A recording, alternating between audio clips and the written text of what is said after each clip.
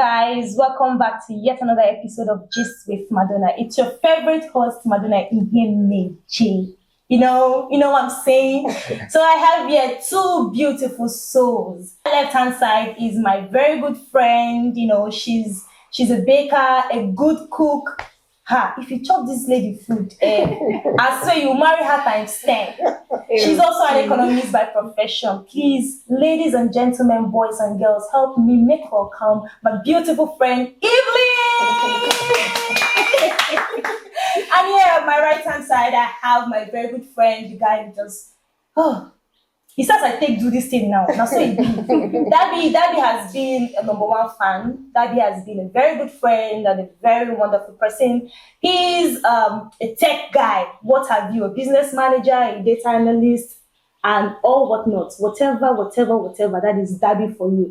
Daddy, say hello to the camera. Hello guys, how you doing? So guys, you know what it is. The topic for today's episode is going to be something that is very normal and it happens in our everyday home, especially the Nigerian homes. Usually it might happen in African homes and diaspora. It's about having a house help, stroke nanny, stroke houseboy in your house. Now, while we understand that marriage is work, we also agree to the fact that having a child or having children and raising children and raising a child rather, it's work times 3. And we can't just do it by ourselves. We would always need a help around. So that brings us to our discussion this minute and on this episode. So I want to throw the question to the both of us. I mean the 3 of us here. The 3 of us rather, we say both of us. How important it is for us to have a nanny in our houses? You rightly said that marriage and raising kids is not a child's play.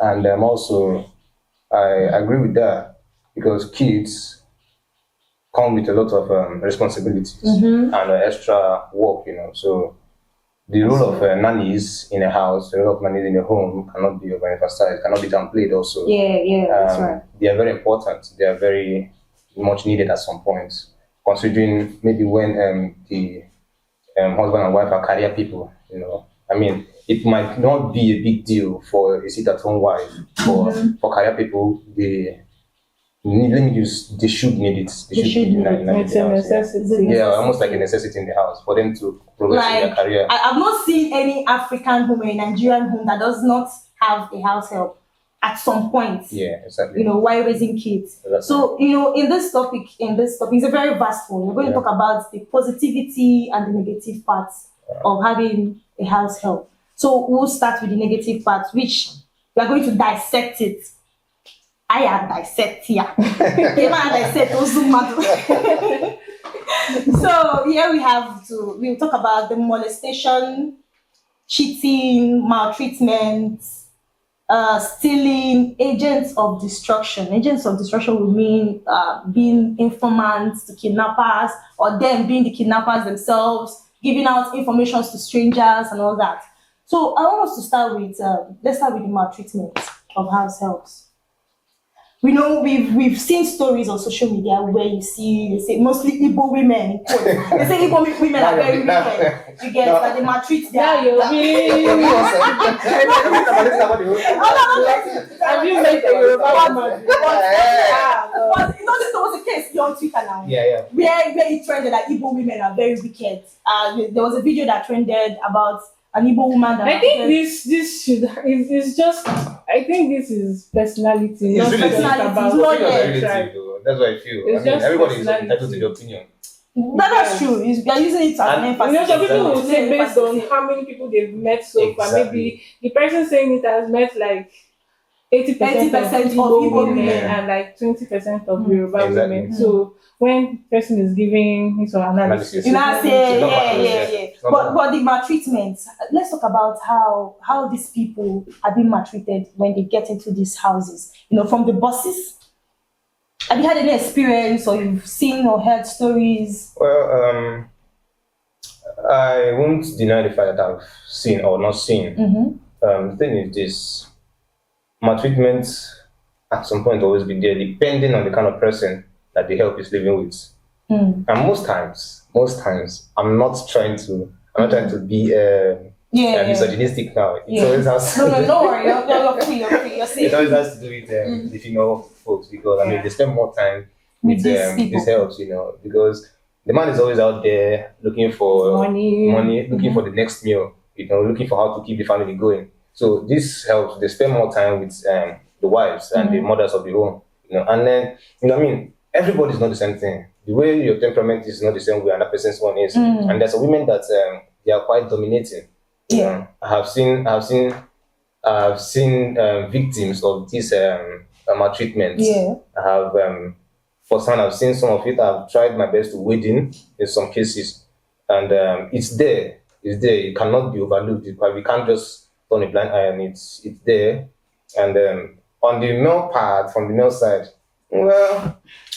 It's little or no, because men, when they come back from they don't really get that hustle, time. they don't have that time. They just want to just go to bed, go and sleep, and pray for the next day's hustle, So they have little or no time to dish out any form of maltreatment to these helps, When you say men, I guess it should just be like those men that have to leave the house in the morning and come back at night, because I've seen some. Or sometimes maybe in a situation whereby the guy grew up with having a maid and the person is already seeing how the mom is always nagging, shouting. Maybe instead of calling the person by her name, like Ngozi, call me and say, shush. Like my dialect, they'll be like, what is wrong? It's such quite demonizing. So the boy has grown up having that mindset that yes, he can do anything. And sometimes when the mom is already used to saying that, and then the boy also says that to the person, the mom will not caution the boy you guys are not mates. She just overlook it, and then he has grown up with that mindset that he can talk to anybody anyhow. So far, you're the one working for me. And this thing affects the mates or the victims in question. Exactly. It's not just the mates plus houseboys plus nannies, depending on your home and your setting. Anybody. Suppose you have life in you and blood. And then there's some people spoken to wrongly. If you're spoken to in a rash way, in a harsh way, I mean, you feel bad. Always feel bad. Sometimes, due to the fact that they don't have anyone to plead their case at that point in time, they try to stomach all those things and then relax. Let's talk about the maltreatment from the house help starts now.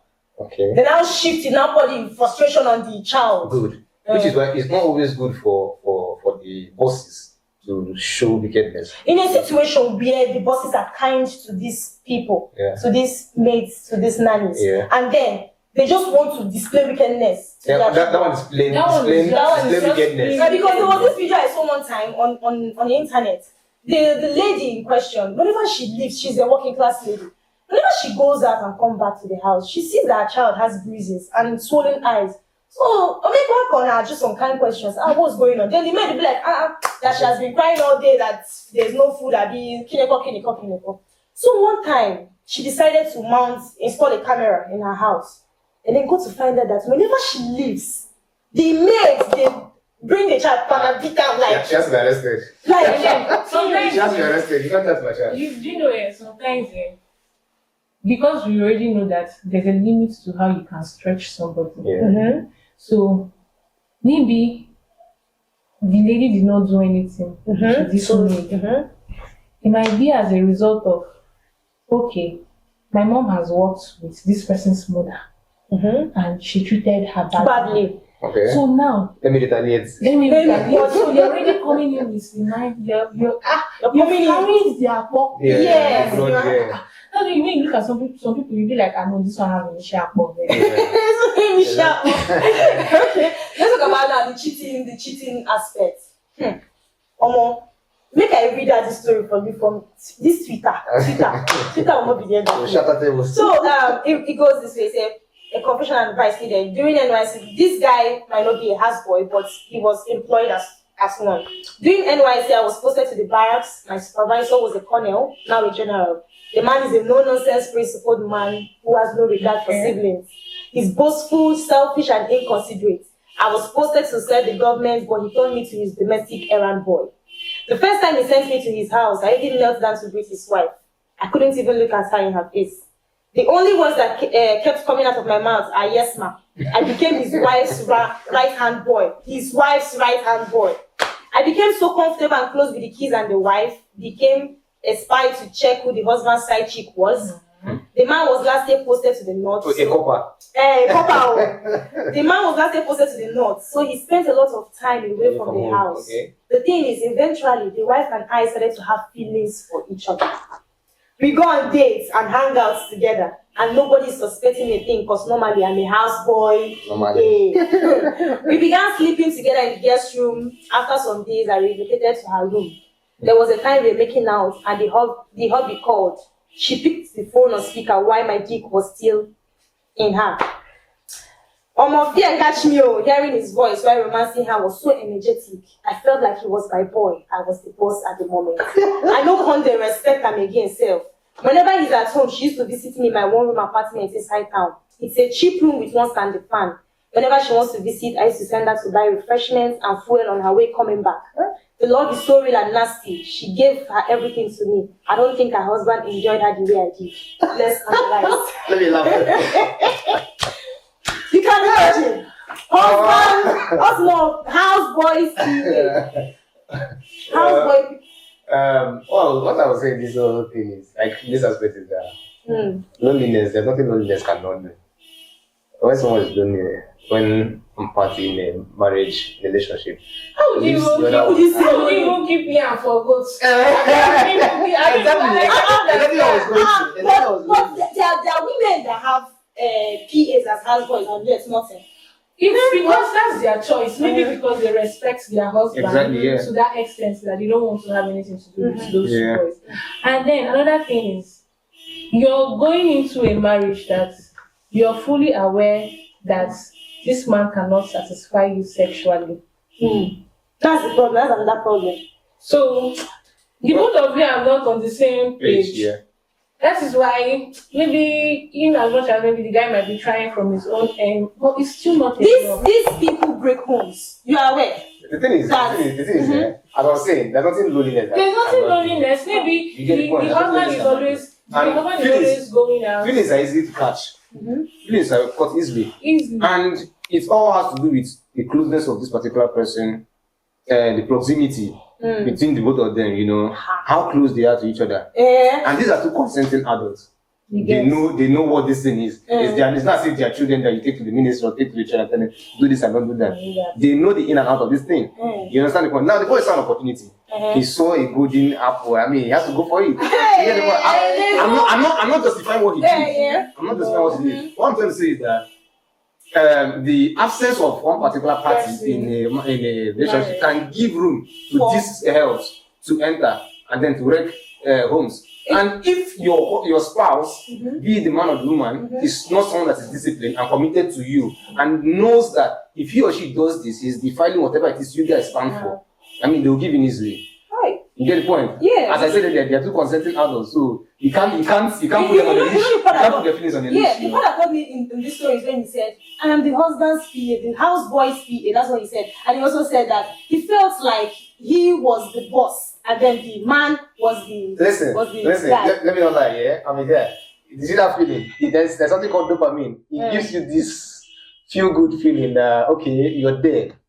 As in you've arrived, you've hit jackpot to get the point. So I don't blame him for feeling that way. He's the boss at that point. Let's talk about molestation. Yeah. You know, some guys, I will not say most guys because my statistics is not right. Yeah. Some guys have been victims of molestation, and when they tell their stories, they say, "Our house help lured me into this, did this to me, spoiled or disvirgined me, and caused all these things." So, is there anything we can do, or do we think there's any remedy, you know, to curb or prevent these things from happening, especially to the guys? Well, as far as I know, yeah,